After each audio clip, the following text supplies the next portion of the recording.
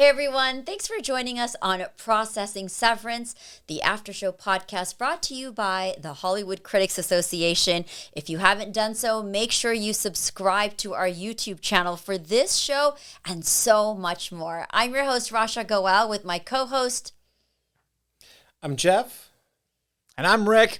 And we're not children. No, we are not. Lots to talk about, and you are not allowed to visit other departments. Is that clear? Yes, ma'am. All right. Well, we have a fun episode planned for you. We're going to be talking about episode 6, Hide and Seek, directed by F.M. McCardle. But before we get into the episode, just a quick reminder, spoiler alerts, we do a recap, we share our theories and opinions and comments. So make sure you check out the show before you watch our after show. And if you have something that you want to share with us, maybe there's a theory that you know about, feel free to email us at shows@hollywoodcriticsassociation.com. Don't forget to put Severance in the subject. Of course, we would love to hear from you, or you can always leave your comments on our YouTube page. And of course, there is Twitter and Instagram as well. So we'd love to hear from you guys. We're so excited. We have a special treat for all of you. We have a surprise guest. Is it a ninny? They won't even tell me what I'm doing here. Okay, great. So I guess you guys will find out just like we are. I think I first want to ask you about the introduction to Helly is so interesting. Can you tell us about that scene and kind of how it sets up the tone and the precedent for the series? Yeah, that scene is so carefully constructed by Dan, the writer. I think it's the scene that changed the least amount from like his original draft 7 years ago, and I think what drew me into this character's point of view was how she immediately knows there's something off about this office place and wants to escape. Hmm. There was something almost feral about my approach to Helly in this instance. She's raw, she has no memory of who she is, which is a terrifying thing to wake up to. And she's locked inside of this strange room, just hearing one voice coming out of a speaker system. So this scene really sets up for the audience that this is a disorienting world, and having just done the severance procedure, Helly is giving us an insight into what it feels like viscerally and emotionally. I think one of the most poignant parts of that interview process is when she has no idea what color her mother's eyes are, and it Yeah. really it affects her in a way that I think it would affect any of us if we didn't know such a basic fact about our origin. Absolutely. I didn't even write this down, but I have to ask you. I was so interested in how your character just began sprawled out on a table, and I'm sure you talked about the point between her severance and how she got in that room. Did they just like dump you from the ceiling, or? Uh, You'd have to ask Dan Erickson sort of the progression of how that came to be, but Okay. I know he thought of the office table as being almost like this birthing center, and that, yeah, these characters are waking up as essentially new humans Mhm. inside of this space. So yeah, I don't know, I guess they probably picked her up after her surgery. And Uh, what has been your favorite moment to shoot so far? yeah, maybe it's been talked about before. You in one of the trailers you see us like dancing. Mhm. There's a music dance experience that happens that was super Yeah. fun to film because, like I said, we were in this, fluorescent lighting for such a long time, and then to get to dance was really, it's weird. You'll see. Yeah, I look forward to it because it's a very different vibe than what we've seen so far. Yeah. How is Helly different from or similar to you? um, she's well, we both have really good aim. So, yeah, I'm really proud of that scene where I throw a speaker at Adam Scott's head. We must have done that take like 40 times, but I got it in the right area every time, and I was, there is something athletic about Helly that is Mhm. true to me as well. I grew up playing basketball, and oftentimes on set I would tell Ben, like, you can think of me like a point guard, like when we're doing the action scenes, like tell me where the mark is, like I'm okay looking at playback. The actiony stuff was really fun for me as sort of Mhm. a sports person. Um, Yeah. but Helly is way more brave than me. She's way more unapologetically honest. She's taught me a lot about how I can speak up for myself more in my life, Sure. and it's refreshing. It's refreshing when someone um, is like that. Is she's sharp, she's clever, she's just dynamic. I don't know if I'm all those things. I hope I can be a little bit more like her, I guess, in my life. Yeah. The break room is so interesting because it, you think, well, what, they're just repeating a thing. Like what's so scary about being in that room? But when you actually see a better window into it, it is a really unsettling experience. And I wanted to ask you if you could go into a little more detail on what Helly's going through when she's in there and what it's like to shoot that scene. Well, I mean, it's a brainwashing process, and Mhm. the the repetition of that piece of text over and over again without relenting is Mhm. it's maddening, and Mhm. it's meant to break her. It's called the break room. It's meant to break her Right. spirit. Yep. uh, Filming the scene, I had to do a lot of like closing my eyes and taking breaks from looking at the light because it was really bright. We did not film it 1072 times, so I didn't lose my mind.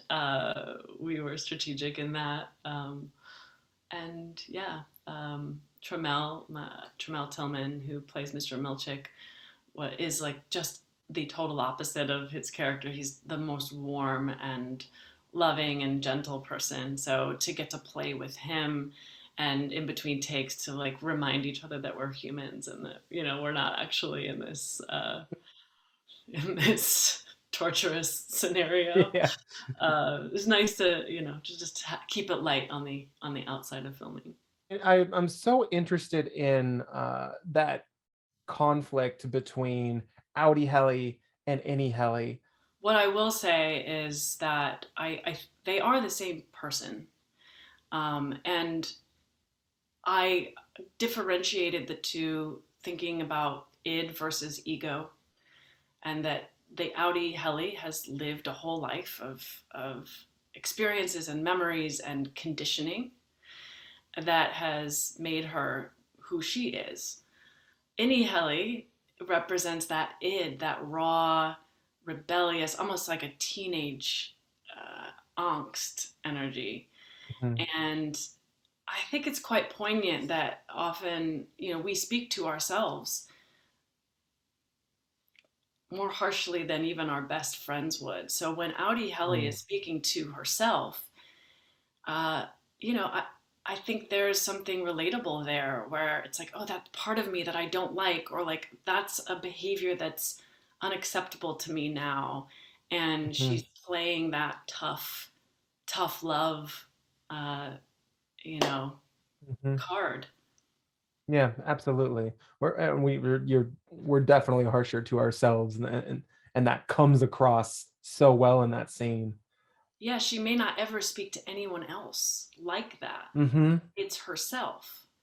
Yeah, so you feel you have leverage to be extra, some might say abusive.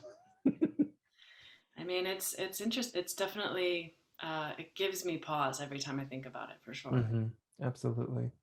Now I want to mention the suicide episode where Helly takes the ultimate in drastic measures before finding some other way to fight the system. Of course, that's a topic. The show doesn't take anything lightly and is very thoughtful, and that's a topic you have to be very thoughtful about. what were your discussions like, you and the creators, Ben Stiller, going into that episode? Yeah, well, it's certainly something that we dealt with great sensitivity, and again, that Helly's progression towards self harm really speaks to how much she values her freedom and autonomy, and I think it speaks to the depths to which she's feeling betrayed by herself. You know, so in that act, in that suicide attempt, it's not only comes out of this desperation, but also it's an act of revenge, really, to herself, and at least for Innie Helly, someone she perceives to be outside of herself. Right. And then that's recently been reinforced for her, like, oh, well, apparently these are the terms we're dealing with. Yeah. Yeah, it Absolutely. becomes almost an act of war. You know, early on, you even wonder, your character Helly even wonders, you know, are we livestock? What's going on? And then later they encounter a room with actual livestock. Is there little baby goats and whatever? Is there a connection there that you can talk about at this point? Honestly, I'm in the dark as well. I purposefully don't know. Okay. I just felt like for Helly's journey, it was better for me if I didn't know what was going on, Sure. so that I'm kind of like the audience. I'm in a perpetual state of discovery and curiosity, and my main line is, I say what the hell like so many times throughout the whole series. So to actually be in a state of what the hell was like good for me as a performer. Is there anything about Lumen that is illuminating that you can tell us about? I don't know. I mean, except the fact that they just make everything. Like, they make the pens, they make everything that's in the office has been made by the company itself. Mm-hmm. And so this is it's not only a company, but there, as you've started to see with the rollout, there is this kind of almost spiritual element that I still am discovering too, honestly. Sure. Yeah. I'm in the dark with you. I love it. Join us. I am aware that this alteration is comprehensive and irreversible. I make these statements freely. Okay, that's a wrap. All right, episode 6. Things are starting to become a little clearer. But let's get right into the opening of this show, which was very eerie, cultish, and I don't know, there was just so much going on in my head just with the way the scene was set up, the colors, the music, and how we see Miss Selvig, just in her house, just coming out and doing this prayer seance.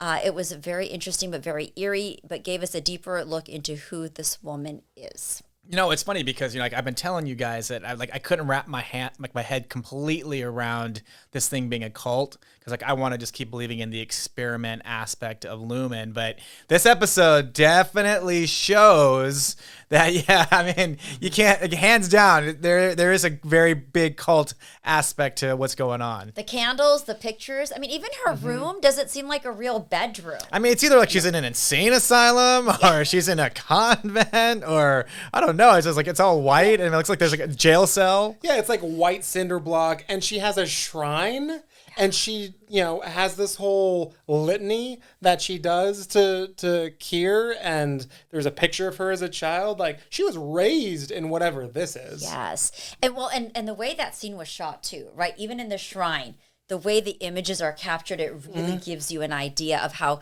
committed she is to this cause, but really how involved she is.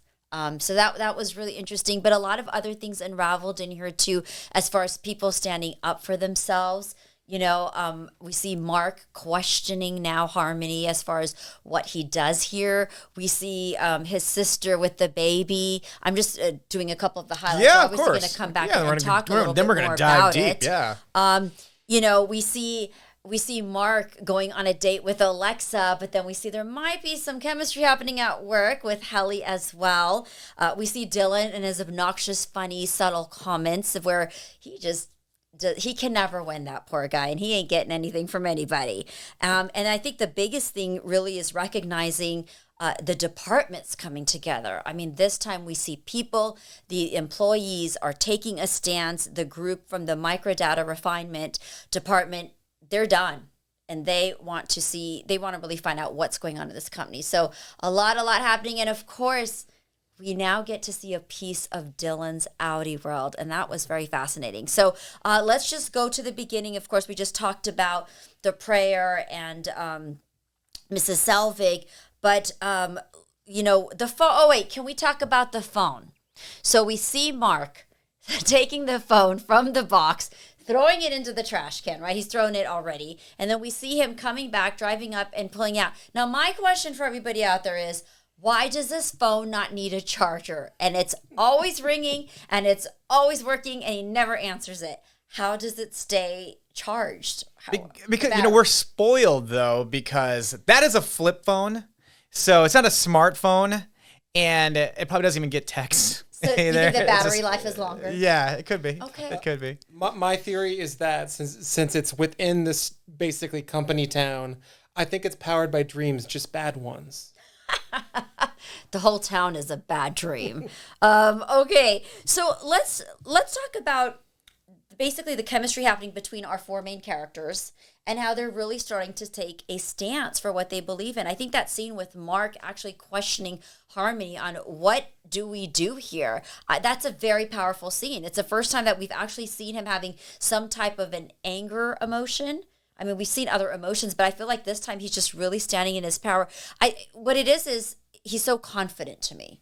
Mm-hmm. He's very confident. Even though, oh my gosh, she is like a tiger or a lion. Well, and yeah, roars back at him. Yeah, she's just like, we serve Kier, you child. And it only goes along with what I was saying is that like they view them as children, or they try to treat them like children. That's where Marx is like, we are not children, but it just kind of goes along with that. I was like, yes, I'm validated in this episode. What I've been saying, I was like, I was wrong about the cult thing, but I was right that they're children. Well, and that goes into the whole thing too when they're told not to visit. No interdepartmental.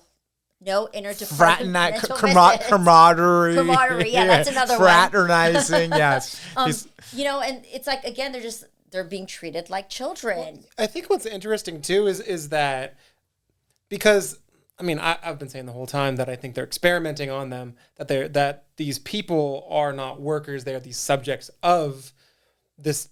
I don't know what they're trying to do, like this cult-like perfectionism they're trying to instill, but they see them as objects, kind of like we talked about last episode, and not as their own people, and so they don't really have rights and they don't really have agency, and at this point between last episode and this one, they're really starting to fight and get that back. Yeah.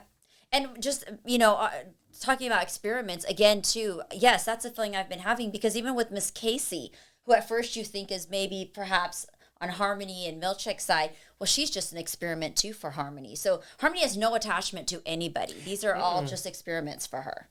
They're not workers. They're not people, actually. That's what I should say. They're not people. Absolutely, because even in their Audi life, she's manipulating things behind the scenes. She's stealing books. She's integrating themselves into their lives, holding their babies.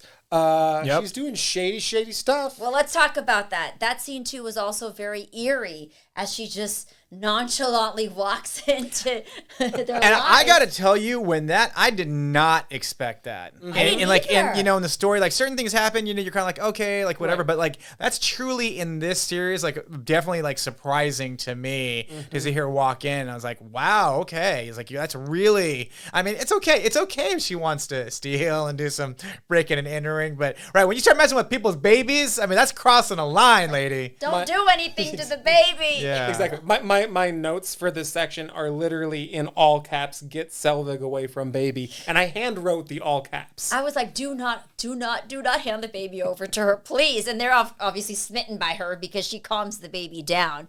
And speaking of babies, I think that interaction too between Devin and the other woman who delivered the baby. So we see them meeting in the last episode. Now their babies have been delivered, and she approaches that woman, and that woman just doesn't remember her. Mm-hmm. Yeah, Gabby Arteta.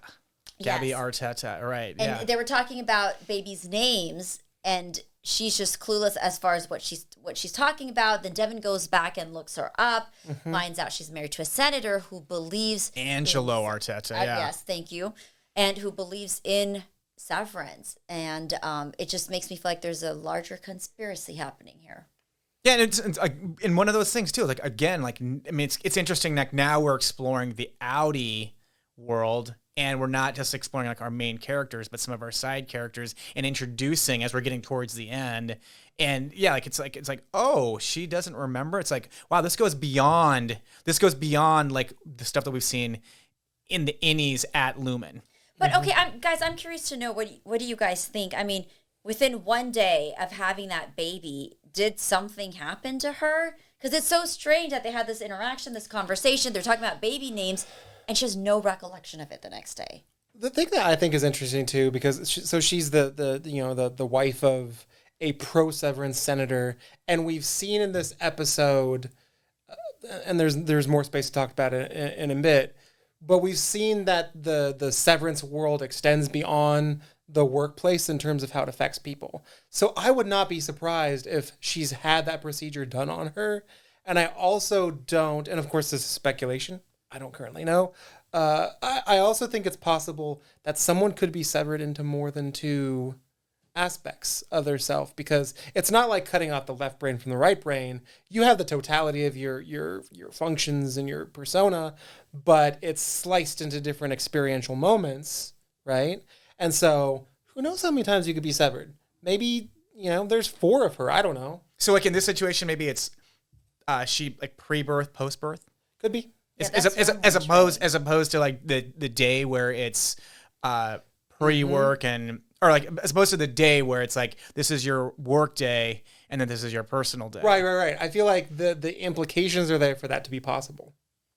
That's so interesting, though, especially when it comes to this woman being pregnant and carrying a child, and how that just works before the pre-birth and then post. I'm just curious. Yeah, that's what I'm saying. It's how like, do you oh, I'm not pregnant. But yes, I am. I mean, that's the thing. Is like we thought that we knew one rule. We thought the rule that we knew is that it's at Lumen, you volunteer for it, and it happens in the sense of you can separate your personal life from your work life. We thought that was the one rule, but now we've got a whole set of other set of rules of how this thing possibly works, or the conspiracy, or the cult, or the experiment.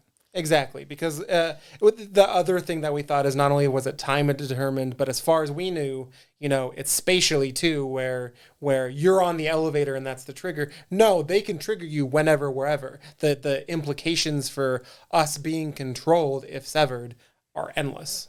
And when you talk about being triggered wherever, whenever, that scene I think is so pivotal in this episode with Dylan, where he's able to go back. So let's rewind here a little bit. So basically, we see that the two departments have met. At this point, they've been told, the macro data refinement department has been told, you are not to go and interact with other departments. They decide to rebel. They take us, and I love that scene as they're walking in the hall. Mm-hmm. You see the music, the pacing of it. Yeah, I was gonna say they do that movie Cool Walk, in a group, and they play that scene out, which I'm so happy they did.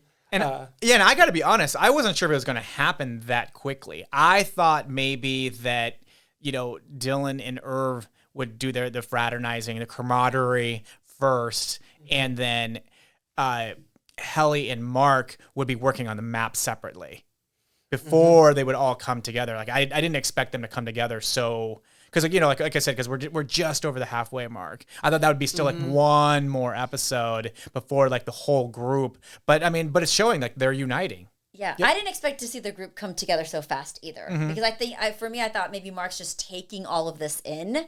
And so I didn't expect his character all of a sudden be like, I'm tired of this. Like, I'm done. Like, we are taking a stance now. Absolutely. I think it's also interesting too because first one, you said halfway mark. That's perfect. Two, it's interesting to me too because at this point they're all willing to resist, but they're still not all on the same page. They have their different motives. Irv's still not at the level of overall dissatisfaction as Mark. By Bert. He's smitten. He's just smitten. Right, and that's why I was like saying it was just that that's why I thought like maybe it would take maybe an episode or two because at this stage we've been seeing like Mark being pressed to, just initially just try to keep Helly from hurting herself, but it doesn't necessarily mean that's been Dylan or Irv's motivations. Right. So that's why I thought it would take like maybe a little bit longer, and I almost kind of felt like too it's like when Mark was like saying I've got the map, let's work on the map, that is just like maybe something to distract her. So and I suppose piquing his curiosity, but so we see them walking, they're united, they're going over to the optics and design department, and now you've got like these 4 strong characters standing in their power, and everybody in the O&D department is just shocked to see these 4 like what is going on here. And we see that interaction happen, and we also see Dylan kind of sneak off and take something from their department. But even that whole interaction, I think, was really important too, because they're not used to seeing other people.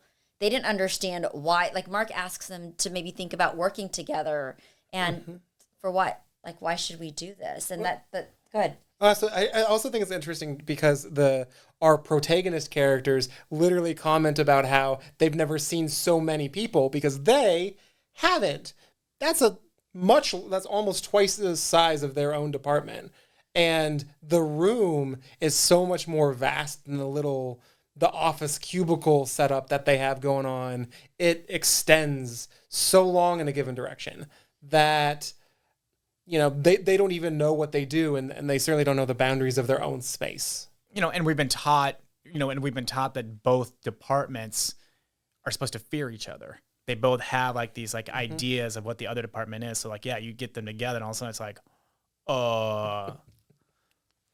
Yeah, and the reason we were talking about this is because it leads us to that scene with Dylan being seen in his home in a closet, and we find out that he possibly has a child. But I think what was very interesting about that scene to me is that it made me feel that, wow, this company is so powerful. They can tap into these human beings outside of work too. So now we're thrown into this closet where Melchek wants to know what he stole, not what he stole, but where he put the card. And we've got this little kid that's thrown there. And I just wanted to wring Melchek's neck because he was so mean to that kid, asking him to stay out of the closet. Hey, the kid was supposed to count to like 1,000 or something. Oh, I mean, hey, but if you it's Melchek. If you break the rules, then there you go. Well, there There's you go, punishment. following the HR rules. He needs to take the kid to the break room and break No, but this the principle here is that Unacceptable. they should not be able to tap into their homes.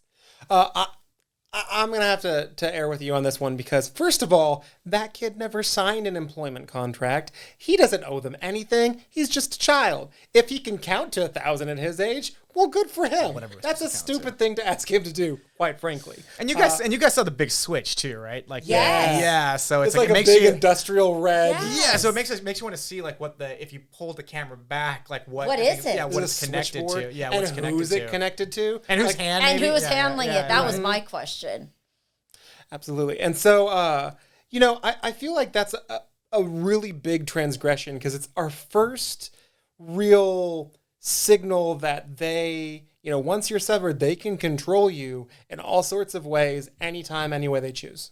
But you realize too, though, so like, but there was almost kind of Dylan's Audi allowed Melchek to come to the house to say, I need to find something out about your innie.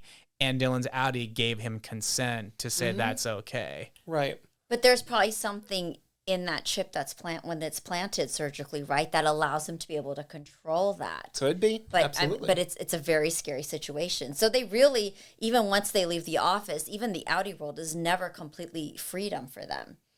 So okay, so let's look at this for a second. So okay, so the rules that we had, the rule that was just like it should have been just the workplace. That was the first rule that we thought.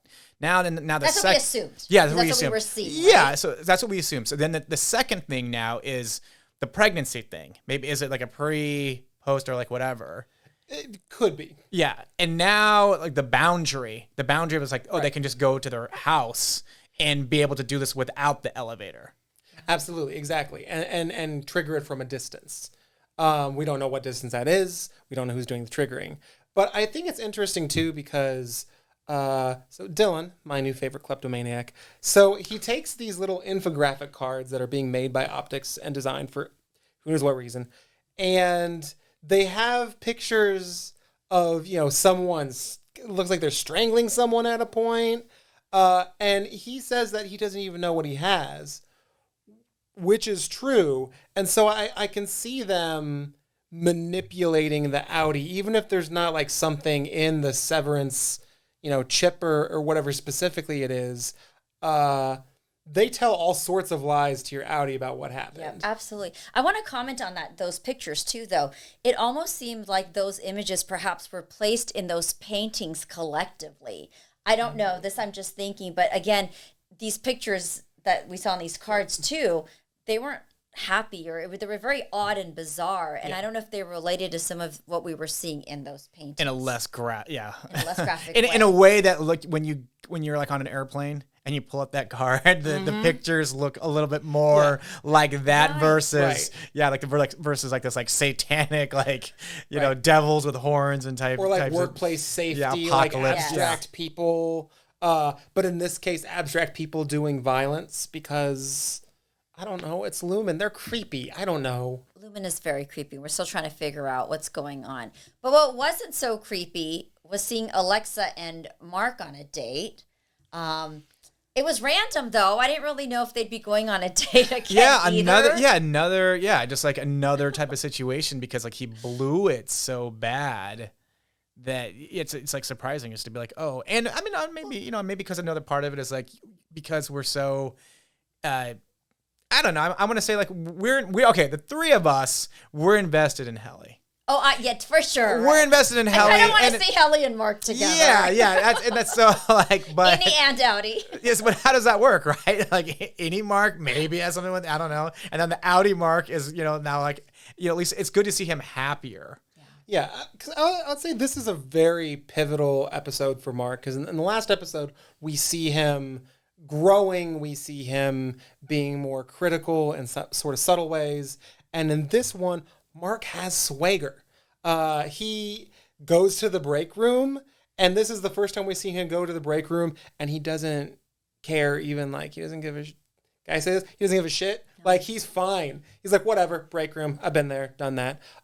He has swagger and connection with Helly in the office, even if he doesn't understand it completely. And in Outie Mark, it's a night and day difference as to his date in this episode as the prior one. He's spontaneous. He seems more whole, and she picks up on that. He seems more normal. I mean, other than like the red marks on his hand, it makes us wonder like, okay, now what happens in the break room if you don't just do like the subliminal, I will not do this, I will not do that. I was like, how do you get the red marks? That's like the next the yardstick. Yeah, that's what I was thinking. Honestly, that's what I was thinking. It's like if they're else children, happening that's what I was back thinking. It's like put your hand down and whack, And we know from the sorry to interrupt you. I just wanted to mention that from the intro. You're going to the break room after this, but go ahead. Yeah. It's okay. I'll take a like Mark with swagger. It's just interesting too because in the photographs from the beginning, we know that Selvig was in a sort of boarding school, probably like a Lumen style boarding school. So that continuation is probably something she literally learned and was subjected to. Yeah, I don't think she really sees a human value aspect, right? Like people are just machines to her. She's not really connected to anybody. Everybody's just an experiment. We don't know her full backstory yet, too. I mean, she's Mrs. Selvig, so we don't know what happened to her husband. We don't know that backstory or anything. But what I wanted to add to Mark's swagger was too, on this date, they ended up going to that concert. And it's so funny how the people at that concert, the singers, the people in the band, they're against Lumen. And F you, Lumen. Yeah, they're so against Lumen. And we actually see Mark join them saying, F off Lumen or F you Lumen, which is so, I don't know. I love seeing that with him because I felt like, wow, he's standing up for who he is. And because he's been questioning now what this company is and what they do, it's interesting to see that on his Audi world too. We're seeing this guy loosen up, if anything, because we saw a very stiff, And awkward. confidence, right? Yeah, Right? swagger, like He you was said, swagger. insecure Yeah, before, very insecure. Absolutely, and he's spontaneous too, because they were going to just like, well, let's go to our respective cars, good citizen, and then he stops and he's like, wait, actually, I have an idea, and it's spontaneous, and they're a little bit out of place, but he's into it. Yeah, Rick, anything else on that? No, I'm just thinking about the scene. It's just like, okay, I'm gonna grab a can of beer, like just throw some dollars From a down. guy with neck tattoos. Yeah, It actually was and a it's like fun it feels like it's like in an alley. Yeah. Like this random concert in an alley. It's like, Well, this scene was kind of neat too for this episode because right now we've been stuck in this office, right? And then we either go from the office to this neighborhood. And if you think about the use of colors, the way things are shot, it's just very monotone, very dull. We've got the grays and the blues and the whites, and it's like there's no spark. And then all of a sudden there's actual action happening in the scene, which kind of breaks up that monotony that we've been seeing in the previous episode. So there was like this fun element to it, something very, very different, I would say. And but I will say the colors were still in that same scheme, like the grays and the blacks, and it was still dark. It was still dark, even though that they were in this concert vibe. But I thought it broke up what we had been seeing in the past. I think it did. I also got to tell you, I was a little bit scared for him, just a tiny bit. They were gonna kill him. Because here's the thing, they're really incensed. One, Mark is not their target demographic in terms of listening to their music, and two, they're really getting intense on this. I won't say this word, F you Lumen. Really, really, really intense. And a member of the band knows that he's from Lumen and didn't seem to like him too much in their last encounter. So That was Petey's daughter. yeah, June, and the same thing. It's like June is just like, oh, I thought that we were, kind of done seeing her character, at the funeral, and then all of a sudden it's just like, oh, he wants to, because like the whole thing is like he wants to see her again or like whatever. So, and that's what kind of gets him there. So to see like this character show up again, and it's just like, oh, okay, well, we've got some episodes left, and you're trying to build. Is that what you're doing, dude? Are you trying to build a relationship with this person who thinks that, like, dude, you don't know my dad, like, or didn't know my father? But maybe she's the missing piece, Rick. That's going to help him, unsolve this mystery or solve this mystery.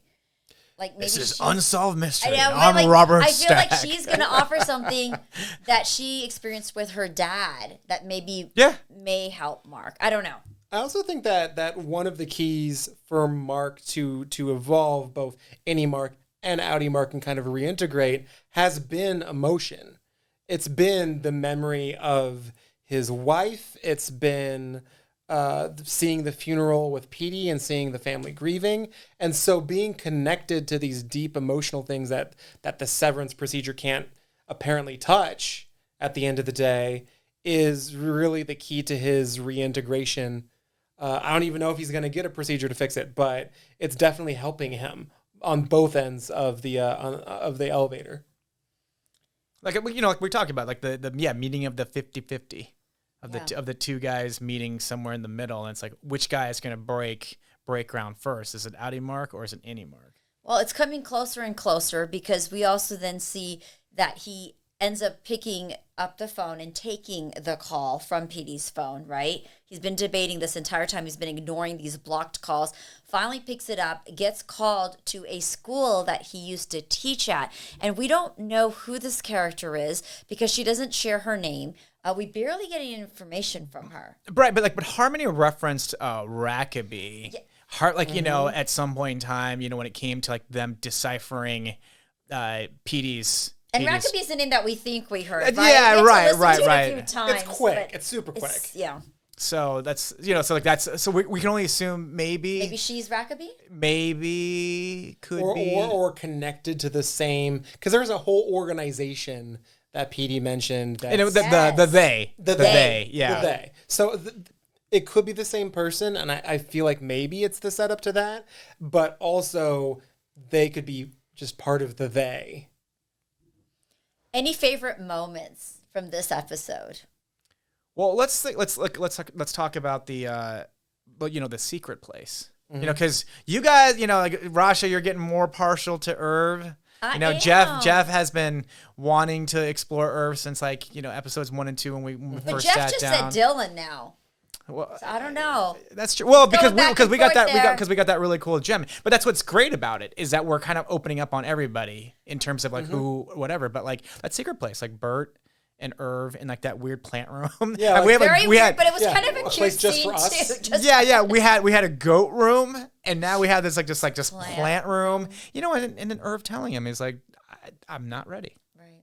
And And Bert that's okay. accepting that. That's why I love how their relationship is flourishing and there's that level of trust. Yeah. And that's what I was saying with episode 5 too, right? The emotions. We're Mm-hmm. starting to see trust being built between people as well as people also questioning trust as well. I think there's an interesting line earlier in this episode where Dylan kind of half jokingly puts out there love transcends severance, and it's like, nah, like shrugs it off, but also maybe. Because we're definitely seeing Irv go through that journey, even if it's subtle. And I also think that's kind of the key for Mark starting to reintegrate and starting to get bolder innie and outie. I think his love for his wife and his love for his friend were both key driving forces for both characters. And I mean, I gotta say too, with like Bert and Irv, just if like let's take the actors, John Turturro and Christopher Walken. I mean, I've seen a lot of their stuff. I can't say I've seen every little single thing, but to see them play these characters, just like and like their chemistry together, it's awesome. Like they made this choice to say like, I want to play this character opposite this guy, and they're making it work. And Yeah, they're very vulnerable. I think we've seen them play stronger parts, and in here you're almost seeing like these two grown men that are opening up their hearts and kind of breaking down, and it's just the subtlety of the way they're behaving with each other.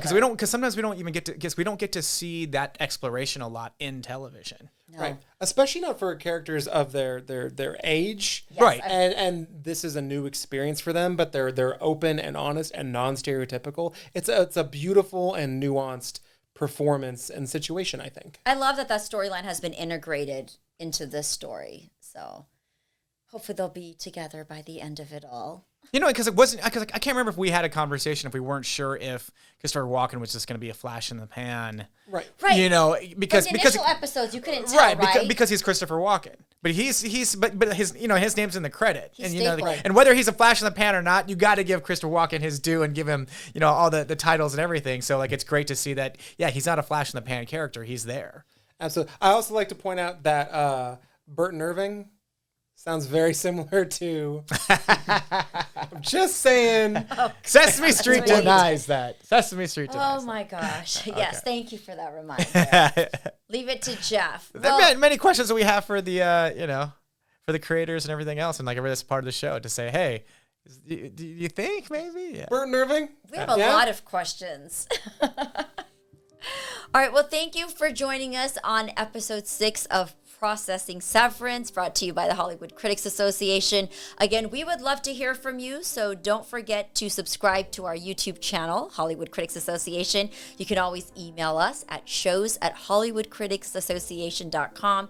Make sure to put Severance in the subject and let us know, what are your theories? What do you guys think is going to happen in episode 7? I want to know what's on your mind. Thank you again for joining us for this episode.